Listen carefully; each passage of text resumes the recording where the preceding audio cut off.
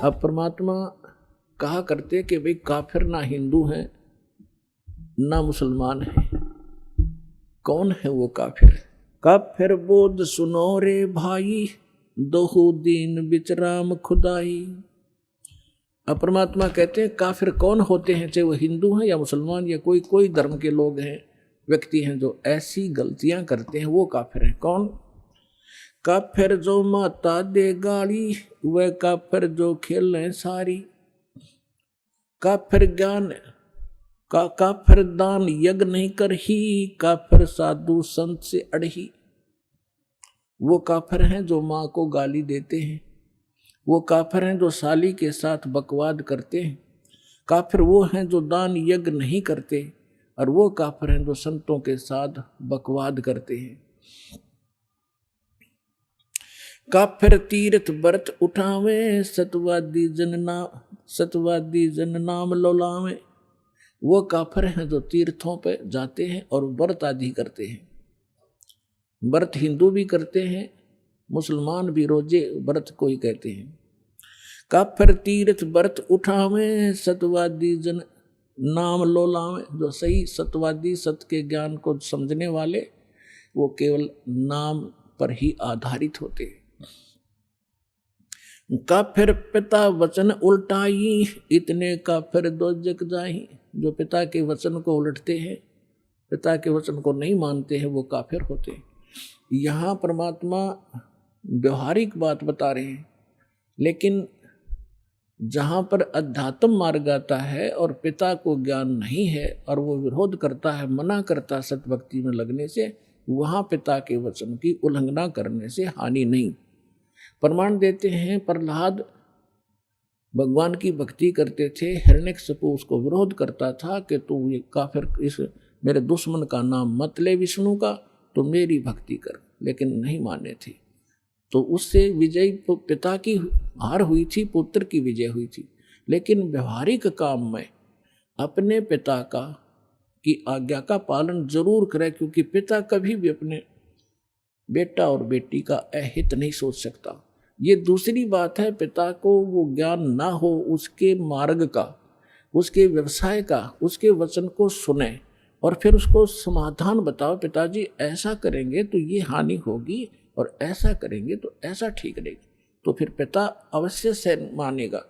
और उसको कहे और उसको एकदम एक टूक जवाब नकारात्मक नहीं देना चाहिए, उसकी आत्मा दुखेगी। फिर उसको प्यार से समझाओ, जी ऐसे करेंगे तो ऐसा होगा, फिर वो अवश्य आपके हित में ही यश करेगा।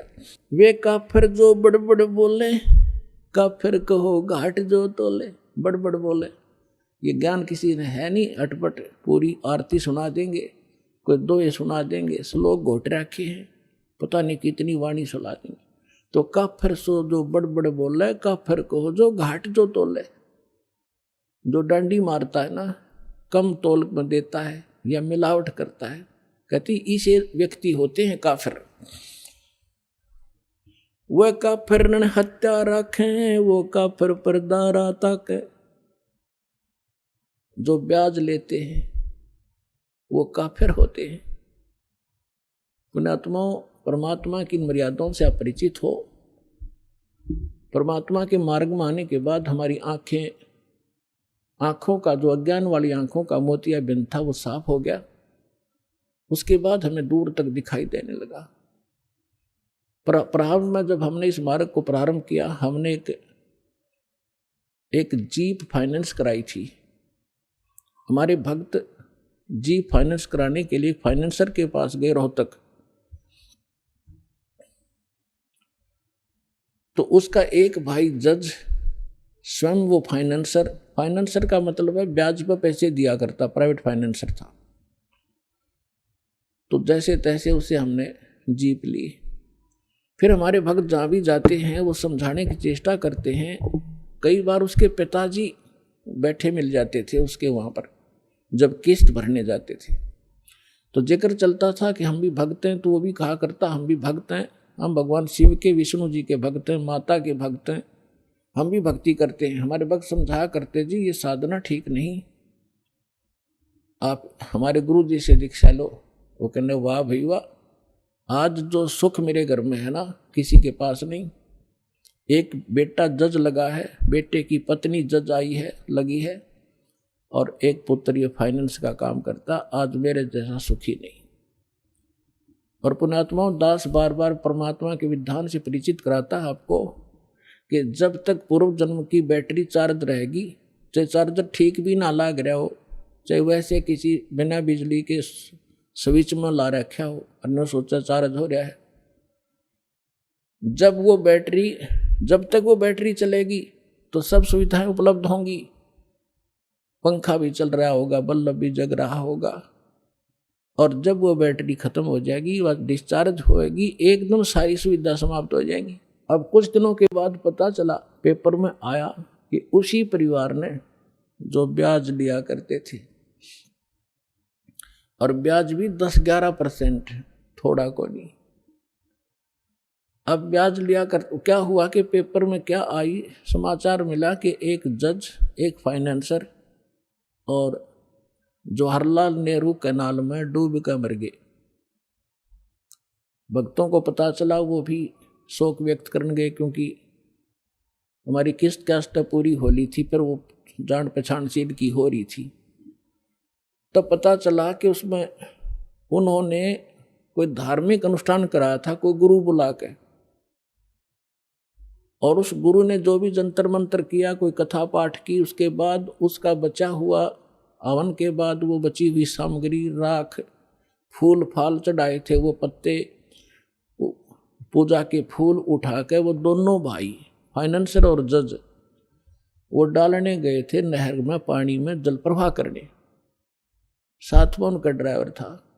गाड़ी पटरी पर खड़ी करके और एक दूसरे का उन्होंने पहले ऐसे फेंक दिया, वो पटड़ी टेढ़ी काफ़ी है ऐसी, वो पानी तक ना गिरा, वो सारी सामग्री पटड़ी पर गिर गई। उन्होंने सोचा इसको तो नहीं बनी बात, एक दूसरे का हाथ पकड़ लिया, थे वह भारा भारा मोटे मोटे है,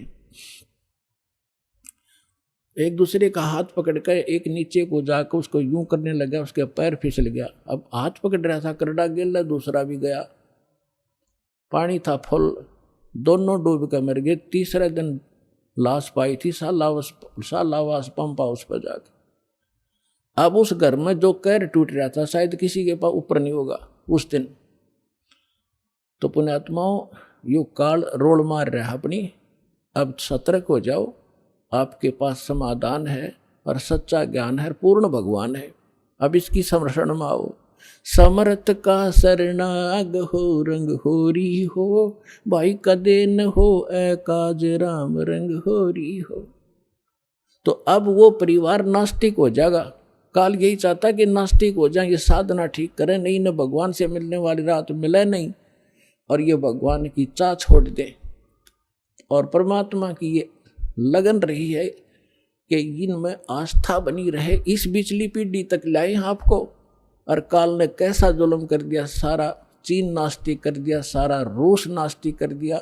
और थोड़े से दिन में ये राधा स्वामी, धनधर सतगुरु वाले जो पंथ, ये निरंकारी या साराम जैसे और ये सुधांशु जैसे जो नकली संत, आचार्य शंकराचार्य, इनसे साधना चला तो कुछ होना नहीं। पहले जब ये चले थे तो हमारे पूर्वज वैसे पुण्यकर्मी प्राणी थे, उन पर आपदाएं वैसे ही कमाया करती थी, उनके पिछले संस्कार ठीक थे। और अब 30-30 साल राधा स्वामी के अंदर साधना करके ब्रान माटी करवा के लड़का मर गया, लड़की विधवा होगी, स्वयं को डायबिटीज हो रही है, फलाना हो गया, और अब आवे रोते हुए। और पहले न्यों कहते बड़ा अच्छा काम चला करता शुरू में, वो तुम्हारे पूर्वजन्म के पुण्य चल रहे थे। अब वो बैटरी डिस्चार्ज होगी, चार्जर ठीक था नहीं, क्योंकि साधना गलत। 500 नाम काल की और कोई साधना नहीं, खील भी ना बांटे, धर्म का नाम नहीं वहां पे। और अब ये थोड़े से जय मालिक दया ना करते अपने पे, और 50 वर्ष के बाद हिंदुस्तान में राम नाम कनिया नहीं रहो, यह गारंटी देता हूं। अब दया करी परमात्मा ने।